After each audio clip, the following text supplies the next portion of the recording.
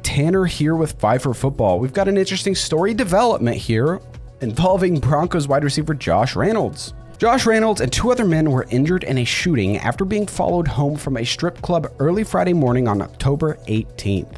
Okay, so let's roll back the clock just a little bit. It started October 12th when Josh Reynolds was placed on injured reserve with a broken finger. Therefore, he was not able to travel to New Orleans to play with the Broncos for Thursday Night Football. It was early Friday morning, and the police received a 911 call about a shooting near East Hampton Avenue and South Dahlia Street. What is your emergency? The caller reported that he was driving a blue Ford Bronco and said he had been shot. The caller appeared to be breathing sporadically, and according to the dispatcher, it sounded like the caller was running. A second 911 call stated that 2 of his friends had been shot. And then a third 911 caller stated that he had just been shot. Police responded to where the calls were tracked from, and among the shooting victims was Josh Reynolds.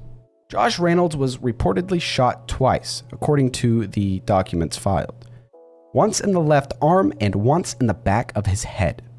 The second caller was shot in his back, and the third caller was wounded by shattered glass, and all 3 victims had scrapes and cuts, bruises from climbing over fences, attempting to free the man who was following them from the club. Reynolds and the 2 men had to flee their vehicle after it was shot up and eventually quit functioning, which is why they fled on foot after a car chase from the club all the way to the interstate.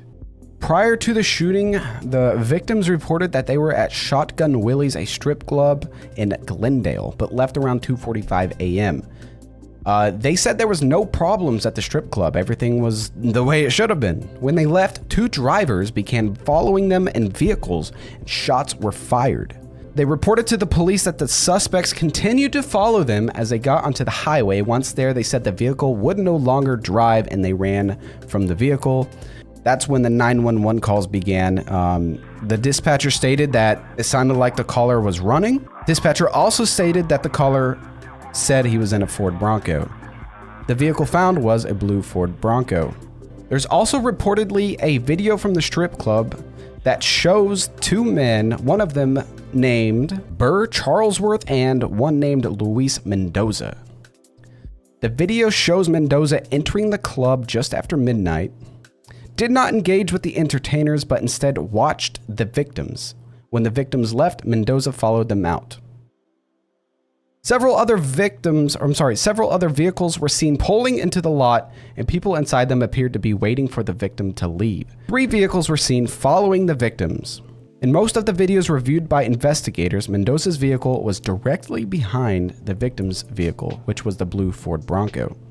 Following his arrest, Charlesworth told investigators he was helping a friend who had asked him to follow the victims due to a prior conflict. He denied he ever shot at the victims and said the gunfire came from the other vehicles. He refused to describe those vehicles.